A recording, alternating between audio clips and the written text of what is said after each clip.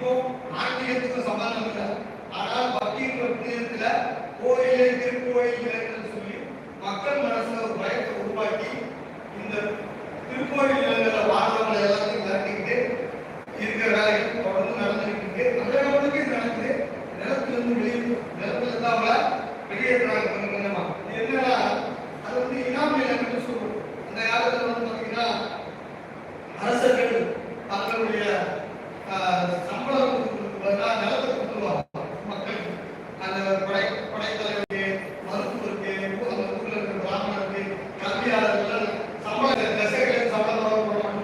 காடை கொடுத்துருவாங்க. நீ அந்த காடை உடஞ்சிட்டு ஆலோசனை பாடு விட்டுட்டு அந்த காசை வாங்கிக்கிறதுக்கு மானியம் விற்பனைக்கலாம் அப்படின்னு சொல்லுவாங்க. அது மைனரிடம் மேஜரிடம் 2 வகை இருக்கு. அந்த ரொம்ப பெருசா போகும். ஒரு புரிதலுக்காக இந்த இனாம் நிலங்களை நிறைய நிலங்கள் கோயிலுக்கு கொடுத்துரும். நிறைய நிலங்கள் கோயிலுக்கு கொடுத்துரும். என்ன கோயிலுக்கு கொடுத்துருந்தாங்க அப்படின்னா இந்த மாதிரி இந்த நிலத்தை நீங்க வச்சுக்கணும். இந்த கோயிலோட மேம்பாட்டுக்காக, இந்த கோயிலோட விளக்கு போடுறதுக்காக, இந்த கோயிலுக்கு வருமானம் வருவதற்காக இந்த நிலத்தை வச்சுதான் கொடுத்துருக்கோம். அது நேரடியா கோயிலுக்கு கொடுத்தது. இன்னொன்று கட்டளைக்கு கொடுத்துருக்கோம். இதை வந்து நீங்க இங்க ஒட்டஞ்சத்திரத்துல இருந்து பயணிக்கு போற வழியில ஒரு சட்டம் கட்டியிருக்கோம். அந்த சட்டத்தை நீங்க இருங்க, அங்க உங்களுக்கு வந்து போறவங்களுக்கு சாப்பாடு கொடுங்க, மருத்துவ உதவி கொடுங்க அப்படின்னு சொல்லி தர்மத்துக்கு கொடுத்துருக்கோம். நீங்க பாத்தீங்கன்னா நீங்க பாண்டிச்சேரியில இருந்து நாகப்பட்டினம், தஞ்சாவூர்ல ராமேஸ்வரத்துல இருந்து பாருங்க. ராமேஸ்வரத்துல இருந்து உங்களுக்கு நீங்க பூரி ஜெகநாதர் வரைக்கும் அந்த காலத்துல ஓல்டு மெட்ராஸ் பிரசிடென்சில காசிப்பாட்டையும் பேரு இருந்தது. காசிக்கு தான் இப்ப இருக்கிற நேஷனல் எல்லாம் போனாங்க. கடலை பார்த்துட்டு பூரி வரைக்கும் நடந்துடும். பூரியில இருந்து அவங்க அழகா நினைச்சுப்போம்.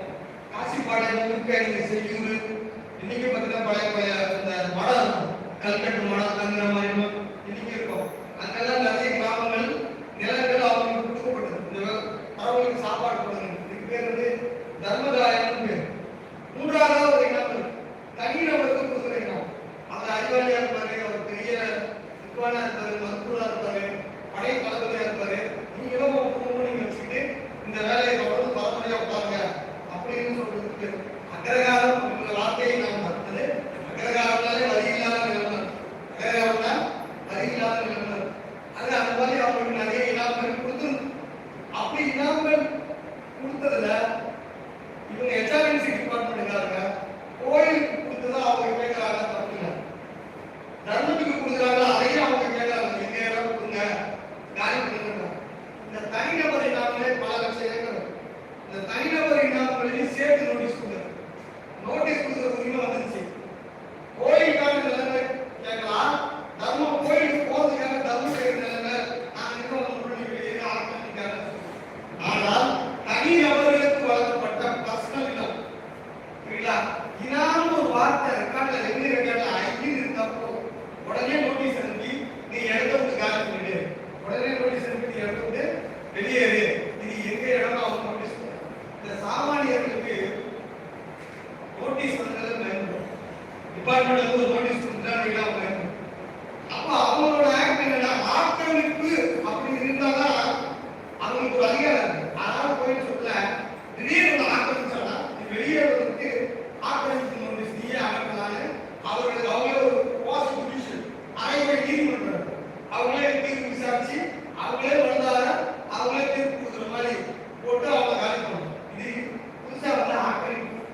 ஒரு ஆளு 15 வருஷம் 30 வருஷமா வீடு 40 வருஷமா வீடு கட்டியிருக்கான். அவன் கரண்ட் வச்சிருக்கான், அவன் வரி கட்டியிருக்கான், அவன் காசு கொடுத்து பத்திரம் போட்டிருக்கான், இவ்வளவு வேலையை பண்ணியிருக்கான். அவன் வந்து உண்மையான ஆக்கிரமிப்பாளரா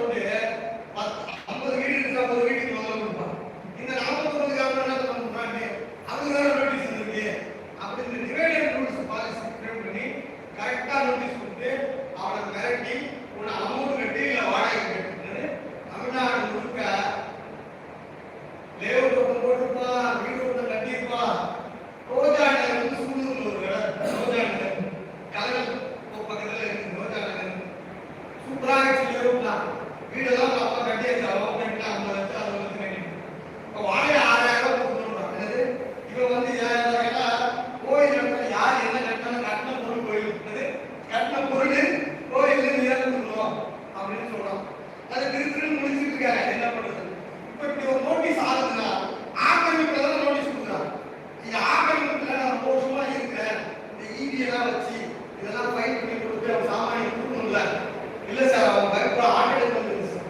திருப்பூர்ல வேலை மாதிரி இருக்குல்ல, 69 வேலை மாதிரி இருக்குல்ல, ஒரு யாத்திரைக்கு வந்துச்சு நோட்டீஸ் வந்தவங்க சாமானியர்களுக்கு நான் 50 ரூபாய் இருந்து கோயில் சொல்லியா அப்படின்னு சொல்லி வந்து பயணியில அஸ்டாண்டிக்கு பக்கத்துல செருப்படுக்கிற ஒரு பாய் அவருக்கு அவர் ஒரு 6 ஏக்கர் வாங்கிட்டு அவர் செருப்பு ஒரு 6 ஏக்கர் காடு புளிய விட அவர் பண்ணி இருக்காரு.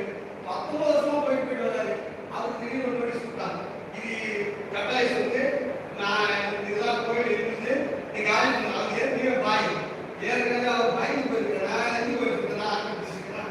அப்ப அவருக்கு பழைய மட்டர் ஹாஸ்பிட்டல் யூடியூப் பார்த்து அவர் பையன் பேசுறான், நீங்க வந்து அவர் மீட் பண்ணி அவர் கூட டிஸ்கஸ் பண்ணலாம் போகும். வேற எங்க அப்பா அவர் சொத்தலாம் தேவையில்லை, உங்க அப்பா வீடியோல பார்த்து சிரிக்கிறாரு, சந்தோஷமா இருக்கிறாரு, நீங்க வாங்கன்னு சொல்லி அப்ப என்ன ஆச்சு. நான் ஒரு நாள் அவர் கூட பார்த்து வந்து மைனர் இல்லாம மேஜர் இல்லாம என்ன அவர் அது வரைக்கும் தேவையில்லை, உள்ளாக்கிட்ட அவனுக்கு வாய்ப்புக்கா சும்மா ஒரு நோட்டீஸ் நான் இப்போ பயந்துட்டேன்.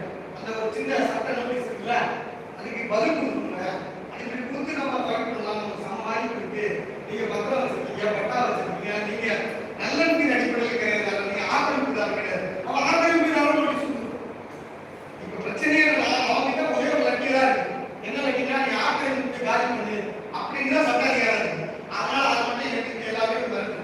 ஒரு கத்தி குத்திருங்க அந்த எச்ஆர்என்சி செயல்களுக்கும் அந்த ஏசிக்கும் ஒரே அதிகாரம் தான் இருக்கு. இந்து சமய அறநிலையத்துறையில ஆக்கிரமிப்பு அகற்றுதல் என்றால் அதுல ஒரு கட்சி அதுல ஒரு நோட்டீஸ் கொடுக்கலாம்.